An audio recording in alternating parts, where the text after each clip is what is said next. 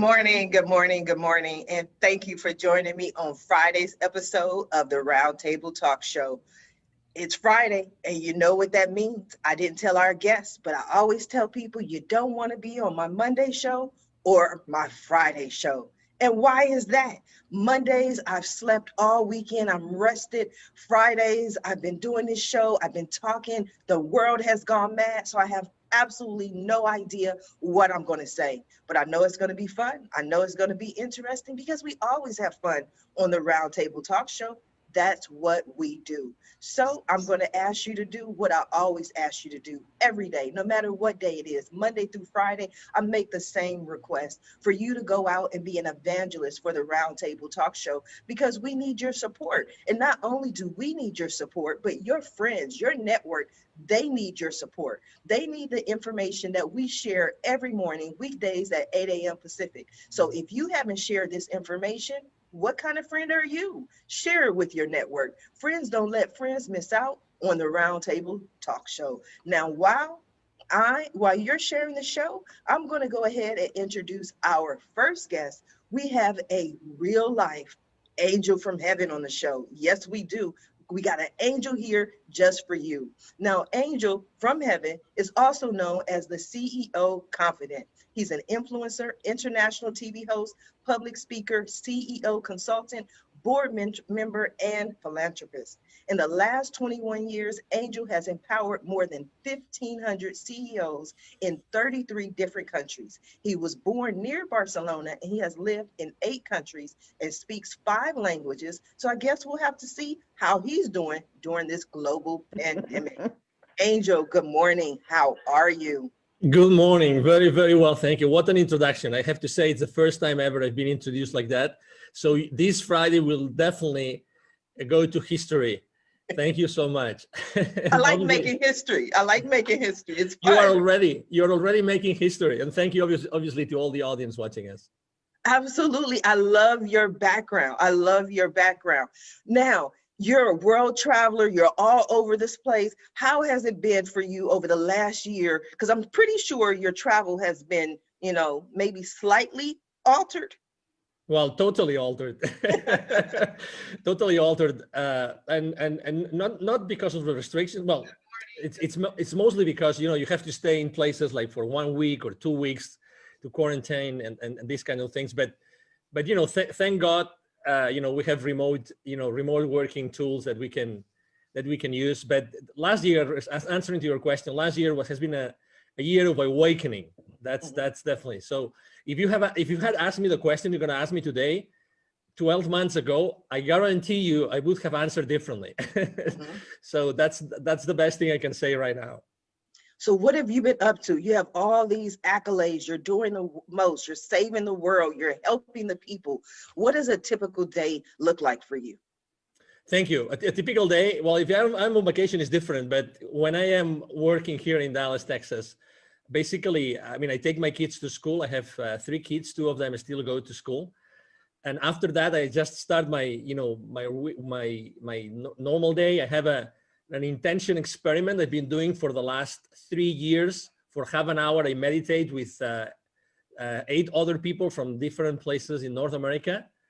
And after that, my day starts with, basically. Well, I didn't mean to interrupt, but I want to talk about that, because that was unique. Most people, and I just ask random questions just because I'm curious, because you have so much going on, and people always tell me like Sharifa, you're busy, you never have time. So I'm like, what does a typical day look like for someone like you?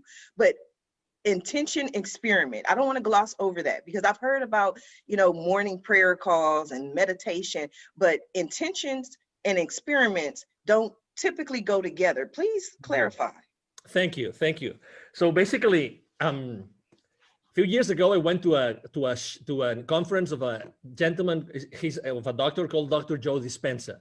At that event, I got to know, before going to that event, I had read a book about Lynn McTaggart, because Lynn McTaggart interviewed Dr. Joe Dispenza.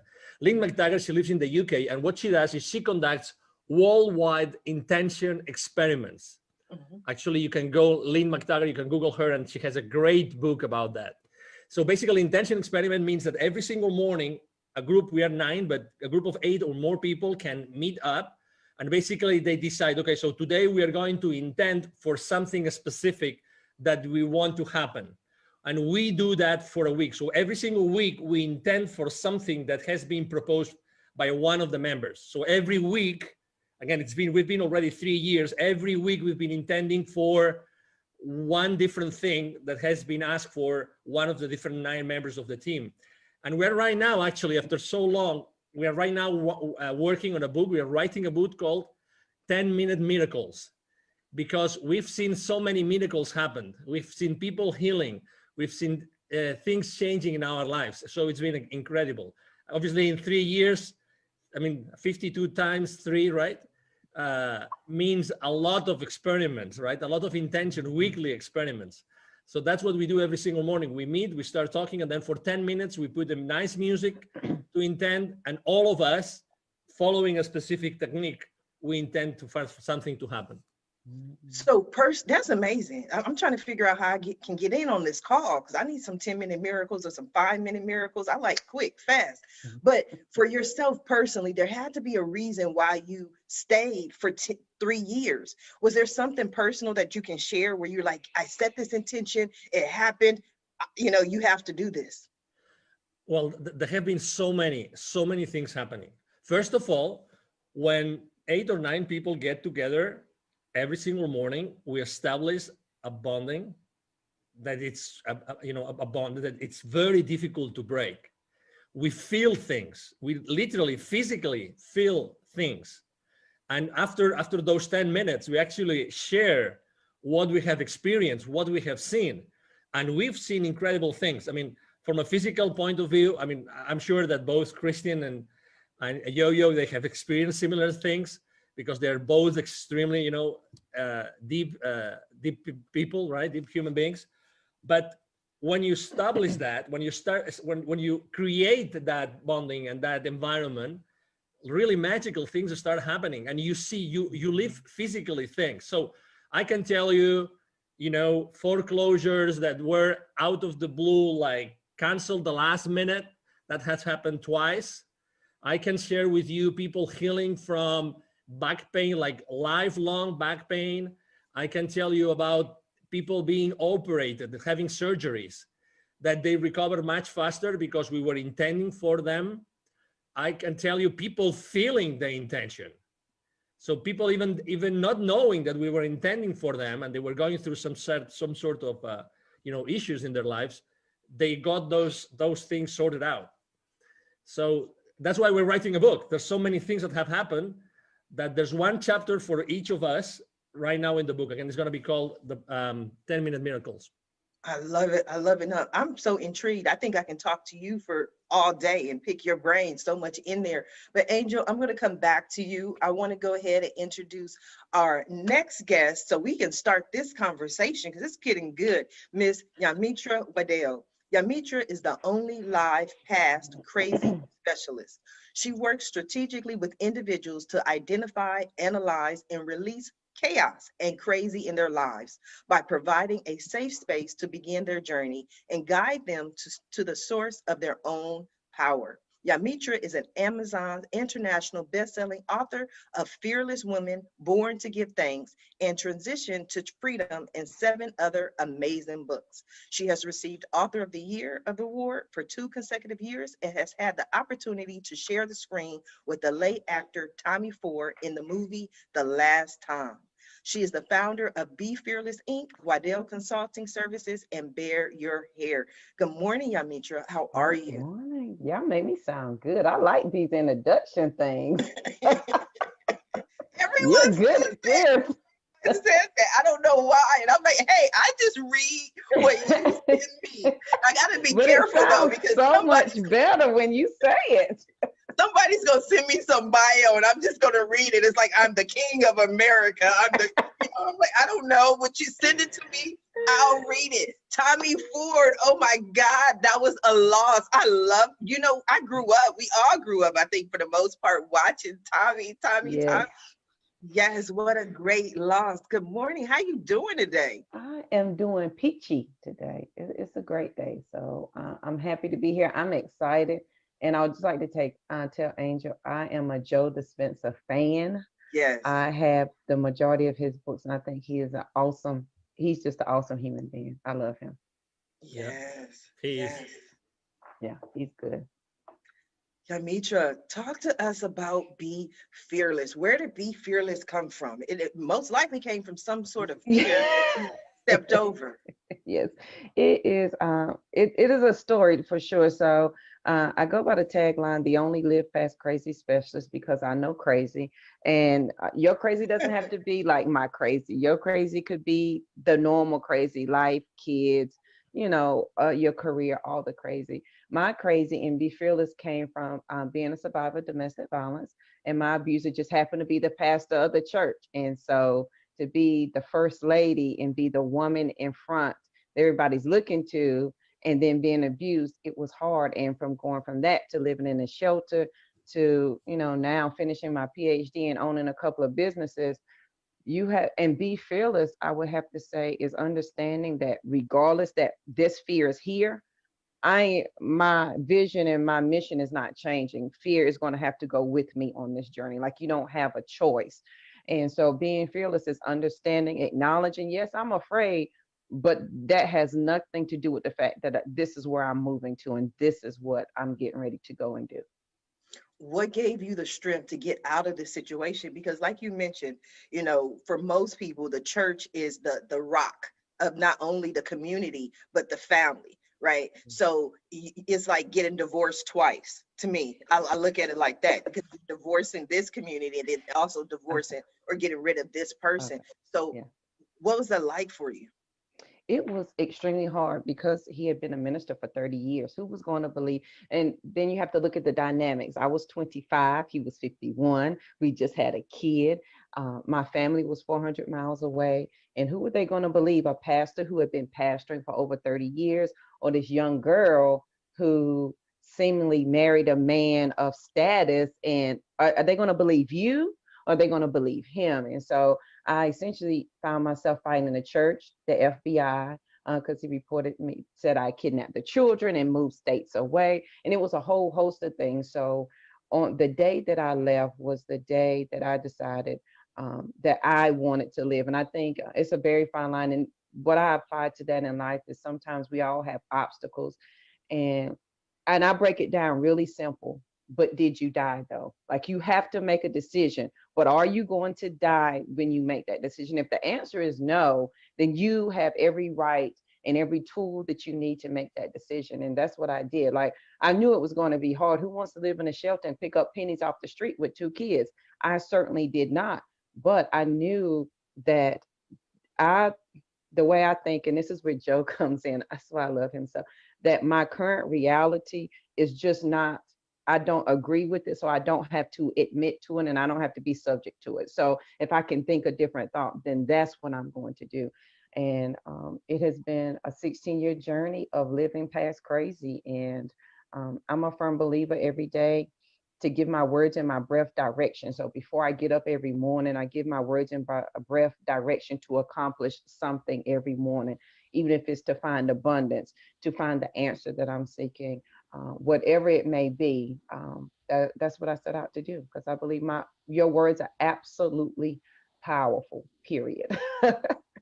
Wow, your story, your life is powerful. That's why I love doing this show. I really do. I love it. I love it. I love it. It's a personal passion of mine. Yeah. That's why I get up every morning and do it, because it takes away excuses for people. Yeah. When people come to me and they say, "Well, Sharifa, I can't because," or I'm too this or I'm too that, or this person is stopping me. I'm like, mm-mm. You're going to watch January 8th episode of the Roundtable Talk Show. You're going to listen to those guests. And then, because if they can do it, there's no reason why you can't as well. And so much of what you're saying resonates with me in my life and my crazy, I guess. Mhm. But when I was in my worst times and I lost everything and was homeless, I would walk and I would literally speak to God, and I would say, "God, I know you didn't bring me this far to Yeah. just bring me this far." Yeah. So you went through all of that, owner of multiple companies. Was there a point where you said, "You know what? There's something better, something greater. There's something else out there for me"? Yeah, oh, absolutely. I'm a fan of quotes and affirmations, and I'm a nerd. And one of the things that I could not do when I was married was go to the library. And the first day that I left, I went to the library and I was like the little kid. I faced the wall, and I love to smell books. I know that's strange, but I love the way books smell. And I smelled books, and I had a stack of books in my lap. And the first book I opened, I couldn't tell you the name of it, but the quote that I opened up to was by John Wooten, and I'm also a basketball fan, and it says, "Don't let what you cannot do interfere with what you can do."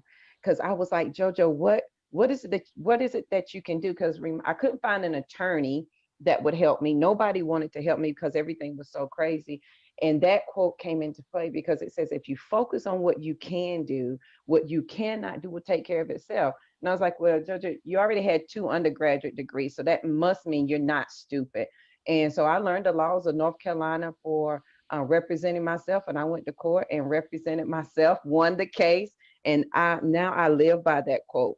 Don't let what you cannot do interfere with what you can do, because what you can do is a lot more than what you cannot do. That is just what you choose to focus on. So I live by that quote, and then 2 more. Never close your mind to an idea simply because it's miraculous, because the idea came to you for a reason, and you are absolutely qualified to be exceptional. You're just nervous in front of your current community. We're just nervous because I want to be the first millionaire in my family, and who in my family is saying that?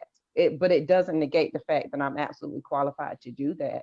And so when we focus on those things and eliminate the negative, it becomes an amazing journey. Yes, yes. We just gonna change that M to a B though. We gonna have you. Yeah. We gonna start with Yes. billionaires We'll now. take That's that B. Yeah. yeah. We gonna change that. Everything else I'm gonna stand in agreement with, but we just gonna make that change. Wow, what an amazing show. If you have not shared this show yet, go ahead and share it with your friends, because I always tell people, people don't believe me. It's the truth. Guests can attest. I do not select the dates that the guests appear. The guests decide what days they want to appear, and somehow, some way, there's Mhm. always a common theme. I don't know how it happens, just like Angel from Heaven probably doesn't know exactly how the 10-minute miracles happen, but we've seen them happen Yes. over and over and over again, which brings me to my next guest. And I know he's going to have a very important take on this conversation, Mr. Christian de la Huerta. With 30 years of experience, Christian is a sought after spiritual teacher, personal transformation coach, and leading voice in the breathwork community. He has traveled the world offering inspiring and transformational retreats, combining psychological and spiritual teachings with lasting and life-changing effects. Good morning, Christian. Morning, Sharifa, and thank you for having me. Well, I'm honored to be here. You are so welcome. What do you think so far, Angel? Yamitra, what do you think? What are your thoughts? Well, I'm touched and inspired, like putting myself in the place of your audience of entrepreneurs. It's like, what powerful messages for entrepreneurs, messages of vision, of overcoming challenges, of persistence, of resilience. And I know, from like your own story of having been laid off 8 times, and yet You did your not homework. allowing any of that to hold you back. And here you are, going from state senate in California. It's like, wow, that's powerful and inspiring. And I love Angel's vision of, which he hasn't really talked about, but working with kids and his vision for empowering kids. And Yamitra his story is so touching. And the powerful message that if she can overcome that, is like we can overcome anything. And also her message of empowerment for all of us. Yes. What is Awaken the Soul of Power? Because I'm pretty sure it's going to resonate today. Yeah, well, it's a book I just released, and it's the first of a series of 3.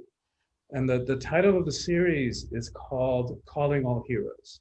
So what does it mean to live a heroic life in the 21st century, where probably we don't have the horse pitched outside and the armors and the demons to slay, except the ones in here. So the first book is about personal empowerment. Like, how do we step into personal power in a way that's not about hierarchy, control, fear, force, domination, that doesn't require for us to push anybody down. place our knees on their neck in order for us to prop ourselves up and feel powerful. So how do we do it in a different way? And the thing about it is that most of us have an ambivalent relationship to power. And we want it and we long for it, but we're afraid of it. And as I've been working now for 30 years, doing retreats and working with people's mindsets and helping people get free from fear and limitation, what I've come to realize is that what we're afraid of is that we might abuse it. And no wonder, right? Like all we got to do is turn on the news or read the morning headlines, and every day witnessing countless examples of abuse of power. And no need to even get into examples today because it's right in front of our face. And so, but and then we've been so conditioned, but with quotes like power corrupts and absolute power corrupts absolutely. And then what good-hearted person is going to want to be corrupted? But what they forgot to tell us or failed to tell us is that quote from Lord Acton was it's part of a larger context where if you read the whole thing, the whole paragraph, it's clear that he's talking about political power, not about interpersonal or personal power. That's what we're all talking about here, right? Personal empowerment, in approaching it from different ways. And then the other aspect of that is we've been so conditioned as a society to be afraid of the emotions, right? We've labeled the emotions weakness, and especially men. Since we're little kids, we're like, little boys don't cry, because in some twisted way along the point along the way, we label the emotions weakness and feminize them, as is the feminine was weak. Like if you want to talk about power, let's talk about the power of creation, right? And so that there's nothing feminine about the weak, but we've been conditioned that way. And so then we're afraid of conflict. We're afraid of confrontation. We're terrified that if we really bead all of who we are, that other people may not be able to handle us. So then we stuff ourselves, we stuff our emotions, and that doesn't work, right? What used to be spiritual teaching, that everything is energy, now we know from physics that everything is energy. Like that's the case. It's no longer spiritual teaching. So including the body, including the emotions, we know from physics too that energy cannot be destroyed. So just because we stuff it, it doesn't go away, right? All those emotions don't go away. They get stuck in the tissues of the body, and we walk around with them. And after decades and decades of suppressing ourselves and suppressing our emotions, we walk around like these cauldrons of suppressed emotion, which we then start either react, like somebody just rubs us the wrong way and we react because we're reacting to a lifetime of suppressed emotions, and we bring damage to our relationships, or that energy has to come out somewhere. So it starts showing up in bodily symptoms, cancer, ulcers, heart attacks. So we've got to learn how to feel and how to identify our emotions and learn how to communicate them responsibly, courageously, compassionately even. I think that is powerful. We're all on the same page today. I think that's so wonderful. Everything you're saying resonates with me. And it also reminds me of, like you mentioned, I am running for Senate 2024. I'm excited about that. In 2018, I went through this journey, right? For some reason, I started meeting all of these psychics and channels and mystical woo-woo people, and everybody, I would have all these different sessions, and one person after another said the same thing. They would say, Sharifa, you're not standing in your power. And I'm like, okay, thank you. I don't know what that means, but thank you. And then I go to the next person and they say, Sharifa, you're not standing in your power. And I say, okay, thank you. I don't know what that means, but okay, 2021, I know exactly what that means. Yeah. And it wasn't a fear of mine that I wasn't able to, or I was afraid of, but I think I had more of that. Why would I run for city council? Why would I run for Senate? There are, trillions and billions of people on the earth. Why me? And then I had to get to that point of why not me? This is something you're passionate about. Why not you? So I don't think it was the fear for me, but it was just understanding that I do have a voice. And what I've done, just having all the guests for the last year on the Roundtable Talk Show, that took a lot of power to provide a platform for some of the greatest people in the world. But I didn't understand that it was power in doing that. Does that make sense, Christian? It makes total sense. And thank you for doing that. Thank you for saying yes to your own call, to step into your power and to do heroic work, right? What all of us are doing is heroic. The way that JoJo got herself free with two little kids to support, that's nothing short of heroic. And so I love this conversation. And another way that we see commonality in all of us is this desire to make a difference in the world. Mm-hmm. Right? So and it's that desire to make a difference in the world, that conviction, that allows us to use JoJo's framework to not allow fear to hold us back. Right? So that desire to make a difference, our sense of service, our sense of conviction is greater than that fear that no longer holds us back. And that's, I love that word fearlessness, because we're confused about what that means. And like JoJo, embodies and teaches, it doesn't mean that we no longer feel fear. It just means that we no longer allow fear to hold us back. Yes. You made an interesting point though, Christian. I want to ask JoJo, because in everything I've done, being laid off 8 times, losing everything, even this entrepreneurial journey that I've been on since 1994, people always ask, why did you do it? And I'm like, because my kids said, Mom, we're hungry.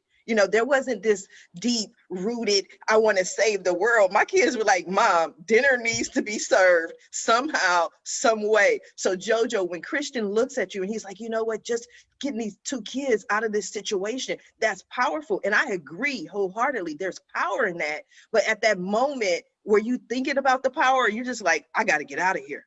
Oh my God, I was thinking, and I'll just give y'all a quick backdrop. The day I left, my abuser had taken advantage of me in front of our 3-month-old, who was a preemie, who had just got out of the hospital.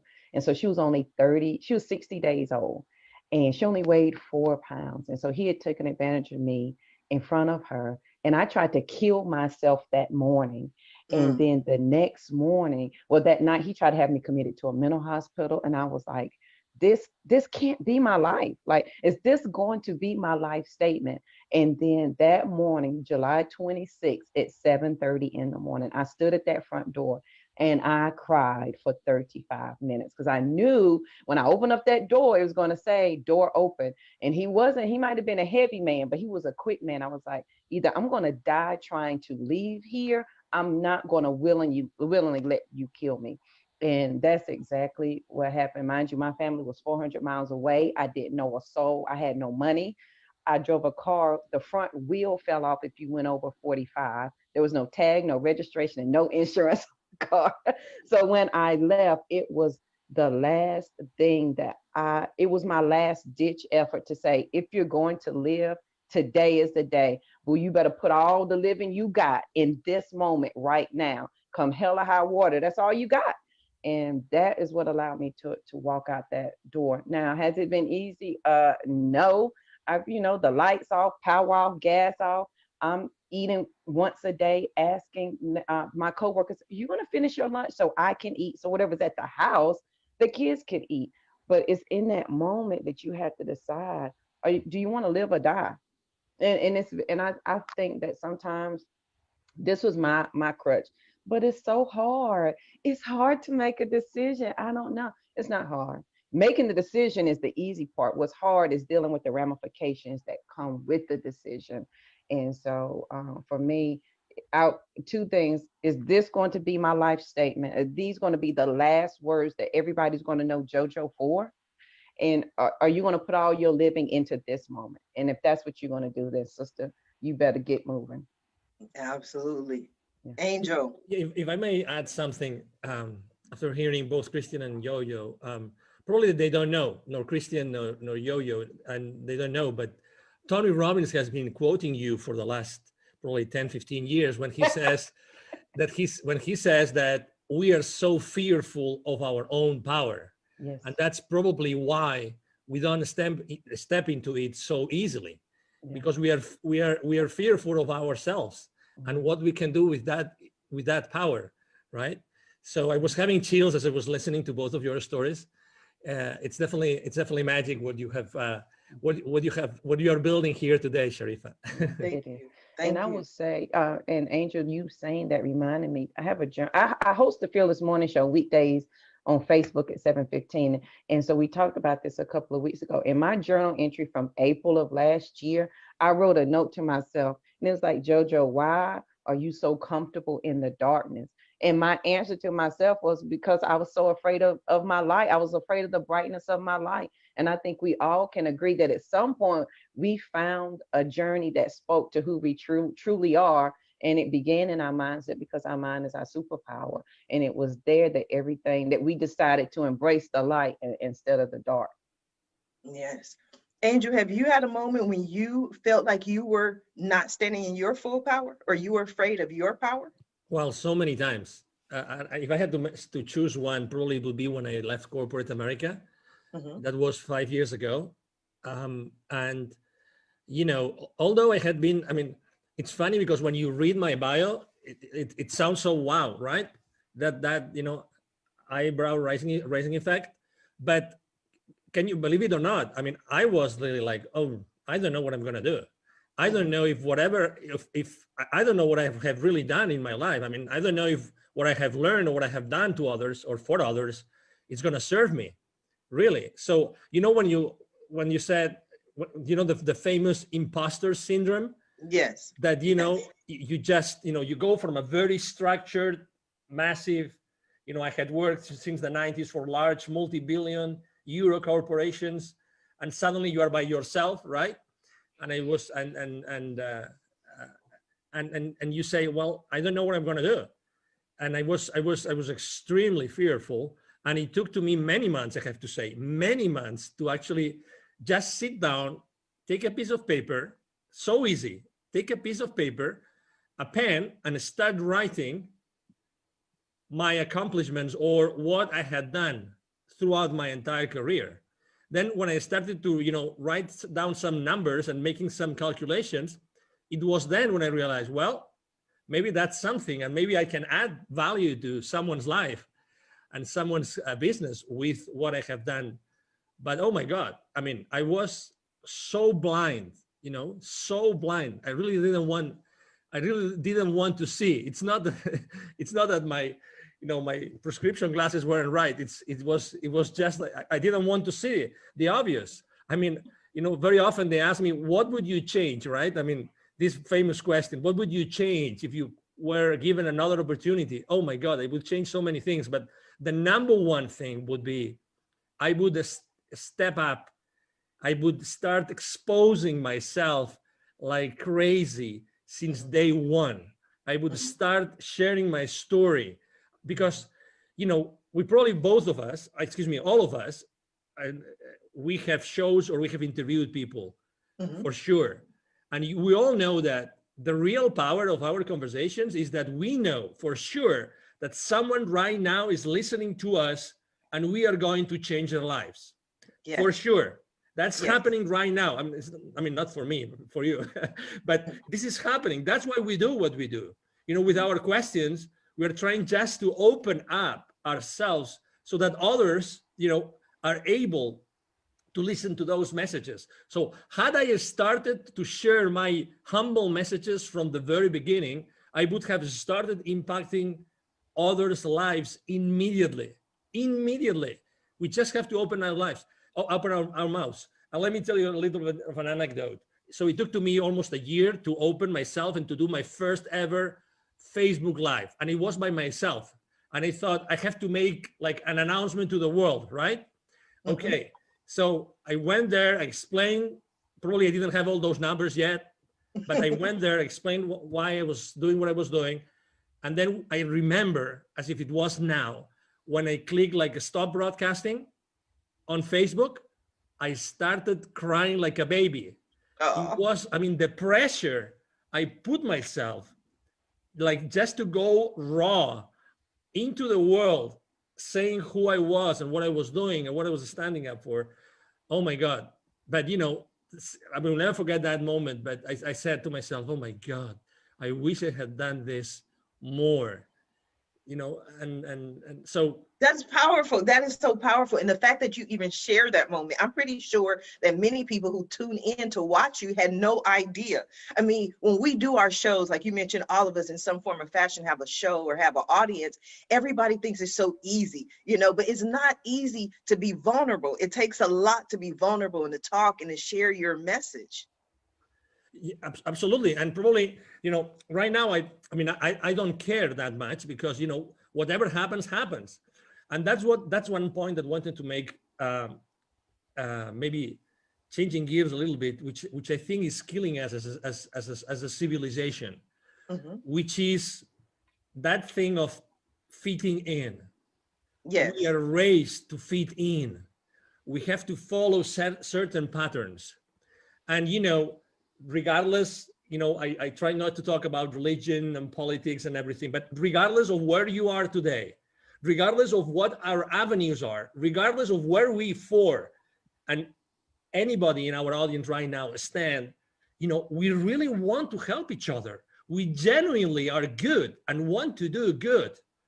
But, we are taught, unfortunately, I still have 2 kids in school age, right? They are taught to be fitting in. How much of their power, Christian, how much of their power we are limiting, we are, undercutting, we are, taking out of the lives of these kids forever, like forever. We really don't have to fit in. It's funny how just before Christmas, on a podcast interview, someone asked me a piece of advice. I said, I'm not very religious. I stopped going to church a long time ago, but I come from a very Catholic country, which is Spain. But guess what? I think these Christmas are so special because Jesus Christ, remember Christmas, Jesus Christ, because people maybe don't even remember that. He didn't want to fit in. He didn't want to fit in. He wanted, he wanted to understand things. He understood what everybody around him was doing, and he was a disruptor. Why are we not taught to be disruptors? Why not? Why are we not taught to be disrupting all the time, to be working from that place of power? And I guarantee you, that doesn't mean, that we're going to be stepping onto someone else's toes. No. Then that's the big misunderstanding. We are raised to be competitive and to be fighting against the others. It's not true. Yes, Christian, true. That was a question for you. Why, Christian? Why are we made to fit in? It's that because humans are, social animals. And because we haven't been taught, like our parents weren't taught, their parents before them weren't taught how to help boost a kid's self-esteem and sense of who we are. So we grow up without having a real core sense of identity.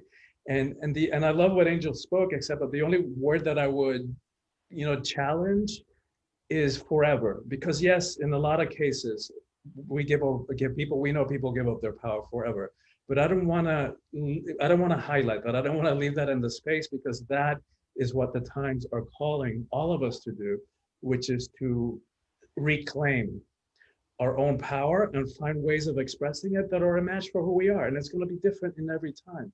And that's one of the ways in which I guide people by the hand in this book is helping them understand why we have a conflict with power. And part of it is that we've confused that there's different types of power. So one of them is, I talk about worldly power or egoic power, which comes from the ego mind, which we don't have time to get into today. But one of some of the qualities of that are we associate power with things that are outside of us, external. Like we tend to associate people who have money, who are famous, who are some part of they're either some part of a hierarchy. They're CEOs, or they have some political or religious hierarchy, or social or educational hierarchy.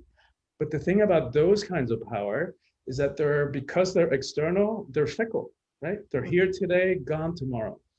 Whereas the other kind of power, which I call soulful power, spiritual power, is inside of each one of us. Nobody can give it to us. Nobody can take it away. And it's actually more powerful, right? So I think of Gandhi or Gandalf, in The Lord of the Rings, where they're simple, monastic robes on their sandal feet, you would never know how much power they hold until it's needed. And then watch out. Like, Gandhi, and I know that you quote Gandhi, Sharifa, and be the change. And, but he brought the British Empire to its knees when it was at its highest point, globally, in terms of global reach, without ever landing a punch or shooting a gun. And talk about power. Yeah, I think so often you make an excellent point. When we think about power, we think about power as far as putting people down, and like you said, keeping people down, or just simply brute force. Like we associate power with, I have to just go in and take over, and that kind of power. But I've learned that power can be gentle. You know what I mean? You can speak softly and still wield the same power without having to be aggressive or argumentative or controversial. Some things may wind up being controversial, but you don't have to just go at it at such a and the world is changing. One of the things that people keep talking about is that we're moving more towards the maternal. We're moving more towards the feminine energy of just, what are your thoughts on that, Christian? Well, it's a great question for me. It's one of the things that I'm passionate about, because my book is for everybody, of course, but it has a particular message for women, because I'm convinced that the single most important thing that needs to happen in the world is the empowerment of women, and not to make women better than or put them up on a pedestal. Women are just as capable of abusing power as men are. But it's because we have been so, as a world, as a species, we've been so out of balance for way too long. And for thousands of years, where the feminine, was made less than. And to that, we can connect all the other issues that we face. When women are in 50% of power, and when we all, regardless of what kind of body we're in, when we all reclaim the feminine, because we all have masculine and feminine energies in each of us. So when we all reclaim that, and when women are in at least 50% of power in this world, we're going to have a very different relationship to all of it, to war, to poverty, to hunger, to how we treat the environment, all of it. It's all connected to that. And so when I think about strategically, like if there was one thing that I could focus on in my limited time, here on this planet, that's what I've landed on. Because by empowering women, we impact everything else. Yes. Angel, what are your thoughts on what Christian had to say? Yes, it's funny because when I was still in Barcelona, and I had been working for an audiovisual company in Spain, and there was a headhunter, a lady headhunter, that came and offered me that position before. And when I left Spain and I went to live in the UK, I had this meal with this lady and asked her, hey, why did you come? How did you find me? And you came to my first job, and you came and you took me to the second job, completely different industries, everything. Why? I mean, why? Because I went from working, in a university to working in the private sector. And she said, because Angel, you have something. And don't get me wrong, I mean, that's the 90s, okay? So because you have something which not many people have, which is your feminine side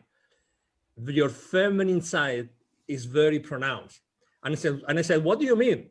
And why did it make me a good candidate for that position? And he said, because you see life differently, because you are able to put forward things that other people would hide. And throughout my life, it's been funny because I've always worked with more women than men. Every time I have had to actually build my own team, consistently, I've been looking for female power to compensate what was already in place. And I have always felt extremely comfortable working with women. And in corporate America, I have to tell you, in high tech, that was my industry. I mean, if there were maybe, 10%, 15%, and probably only on maybe marketing, legal, all those specific departments, right? Or functions. But in my case, it was always very clear. I mean, women confront life in a completely different way. And it's completely complementary. to what we do. You know, there's no good or bad. I agree with you. It's obvious. It's very clear, Christian, that yeah, and you said it very clear also, Sharifa, that I think that we're moving towards a world where feminine energies are going to play a much more important role, and it's true and it's necessary.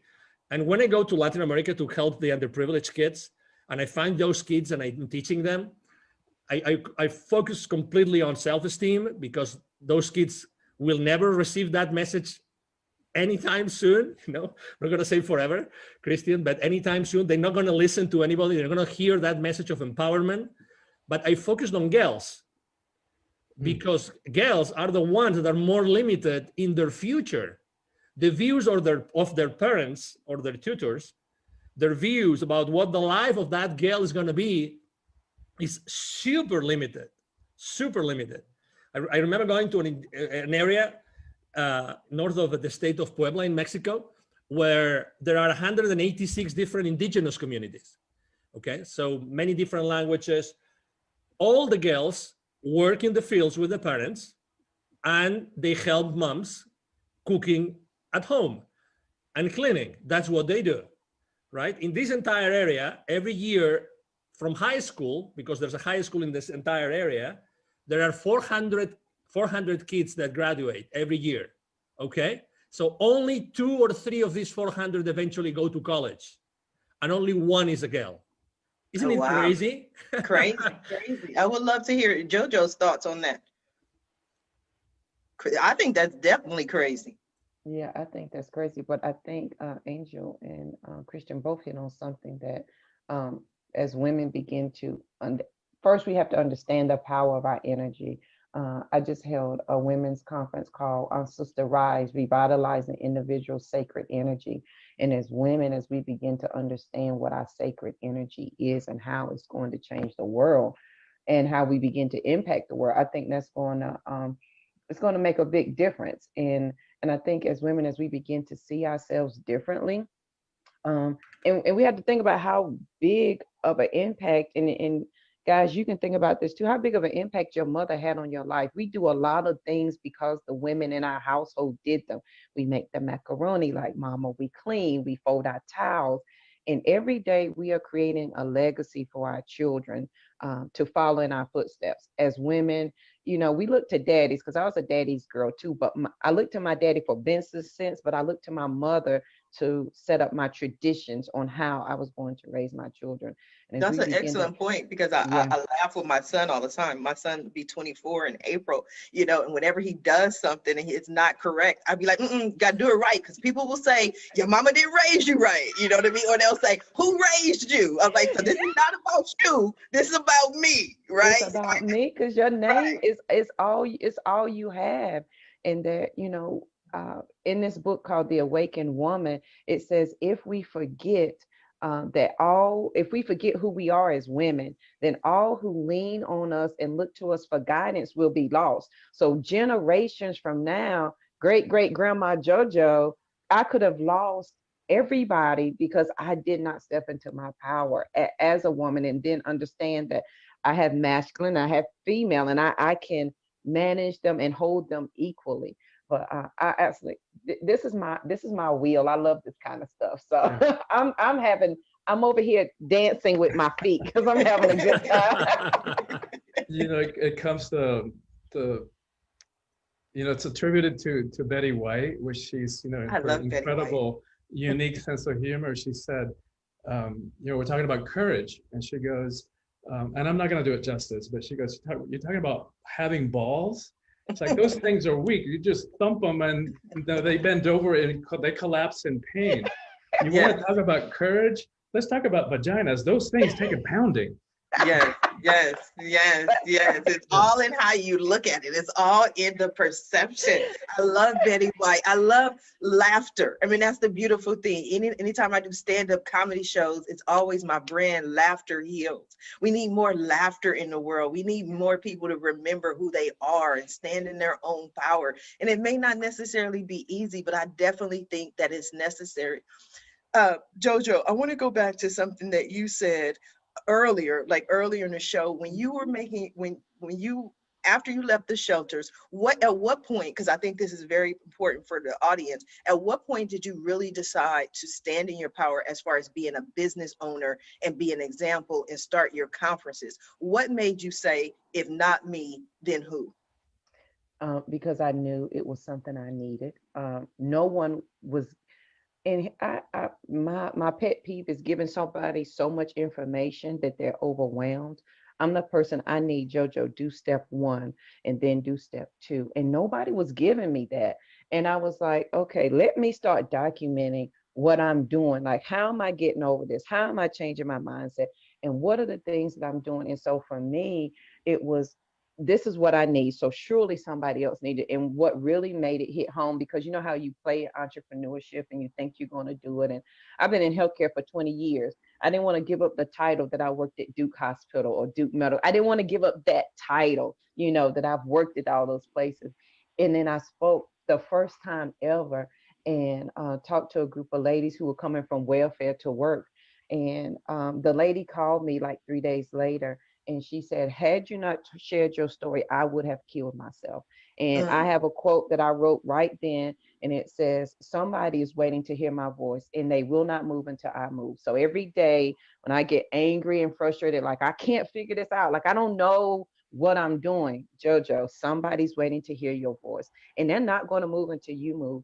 And so that was one of the biggest things that helped direct me to say, okay, you're gonna, honey, it came to you for a reason. You survived and you lived for a reason, and now you must do something with it. I think that is so, so powerful, amazing.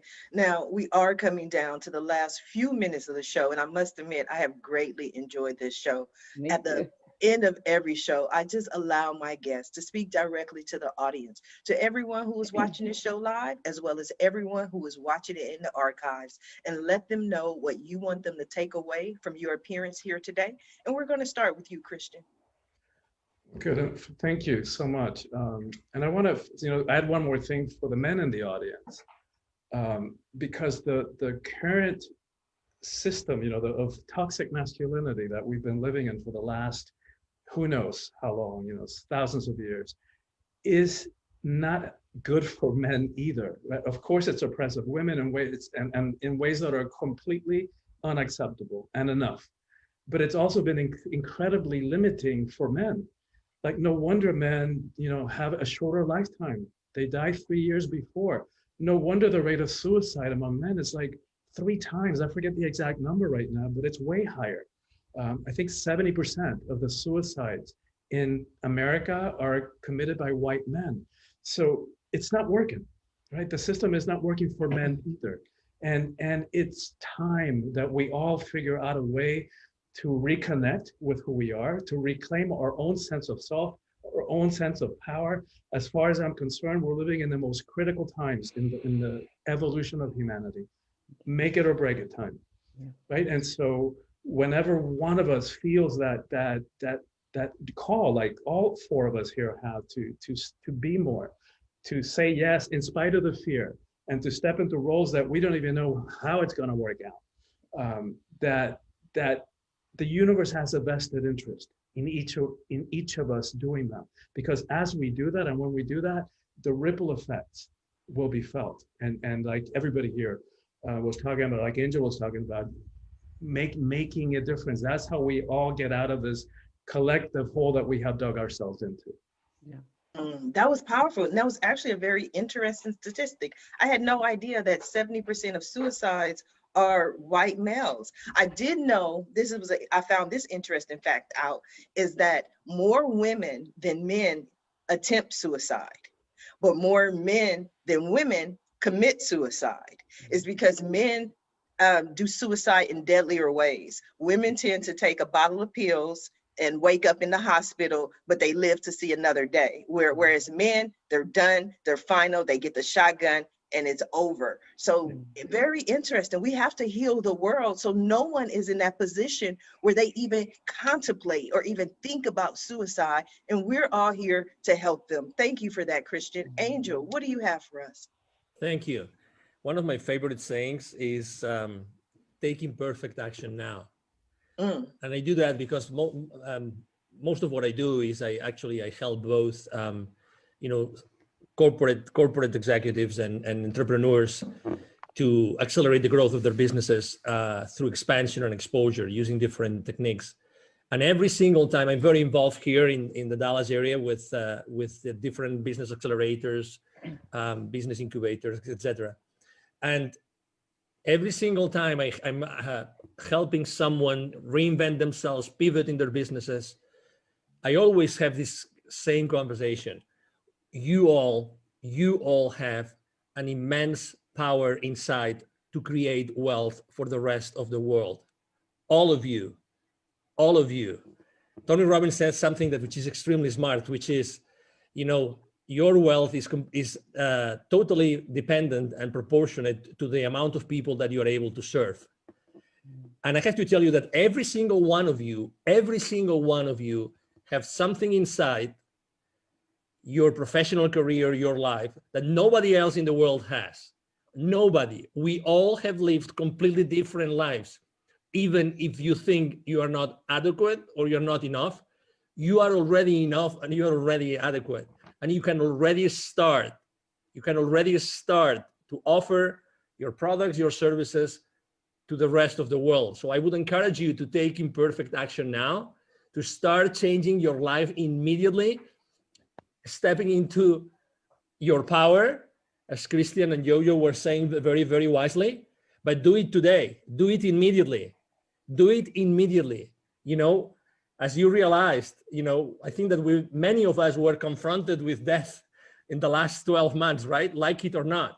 We had to think about death, you know, at some point.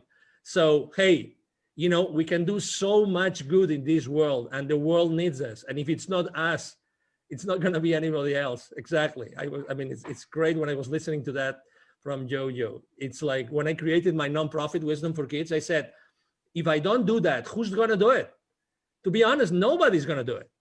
Nobody can do this the same way that we are doing it. Nobody. So I love your passion, Angel. You are passionate. I love it. I love passionate people. Totally. You are so passionate. Totally. So that's my 5 cents, Sharifa.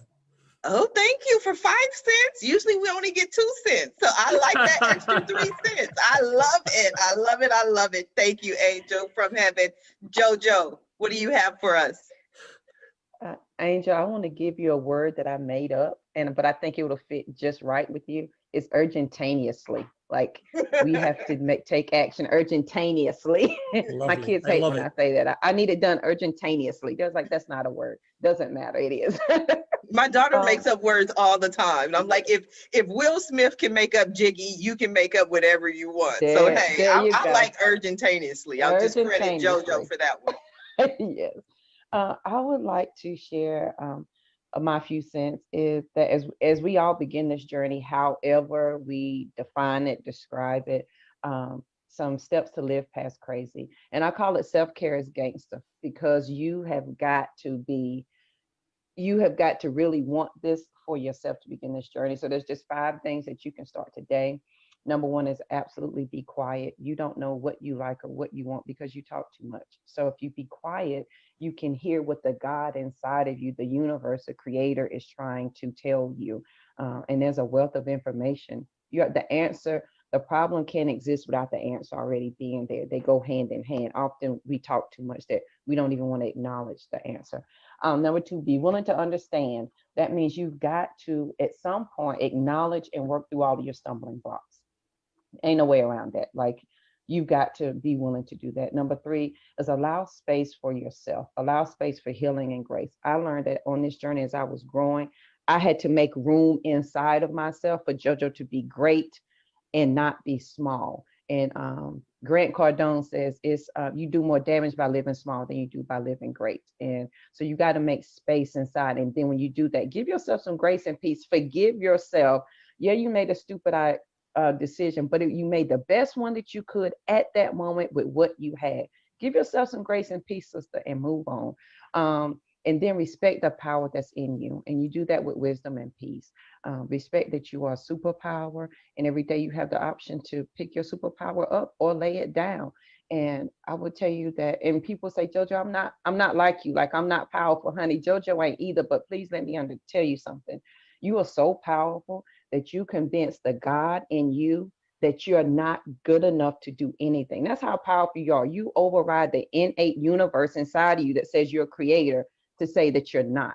So you can't tell me you're not powerful. You do it all day, every day. It's just what you choose to do with it. So respect the power that's in you.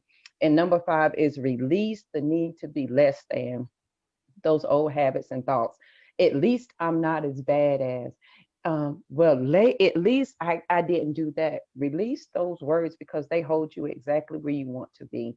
And it's not until we're willing to take responsibility for where we want to go that we're able to leave where we are right now. So as you begin this journey, I welcome you on your journey, because you couldn't have came any other day other than today, because you couldn't have understood it. You couldn't have received it. It would have never made sense. You would have said, JoJo's crazy for real. And I would take that title because I'm the only Live Past Crazy specialist. I'll handle that title. So as you begin your journey, I welcome you. It's going to be amazing, and have fun with the ride. Absolutely. I have truly enjoyed today's show. It has been an amazing show, amazing week. I want to thank my guests for joining me here today on the Roundtable Talk Show. And I especially want to thank everyone who tuned in to watch the show live, as well as everyone who is watching it in the archives. Just because you didn't catch the live show does not mean you're not important. You are very important. We still need your support. We still need you to watch the show, share the show, but please don't just watch the show. Please don't just share the show. Support our guests. Visit their websites. Pick up a copy of their book. They came here this morning to share their message just for you. So support them. Their information, their websites are in the Facebook post. And if you're interested in more ways that I can help your business, or maybe you want to be a guest on the Roundtable Talk Show, please visit my website at asharifa.com. Until Monday morning at 8 a.m. Pacific, everyone have a safe and a blessed weekend. Bye now.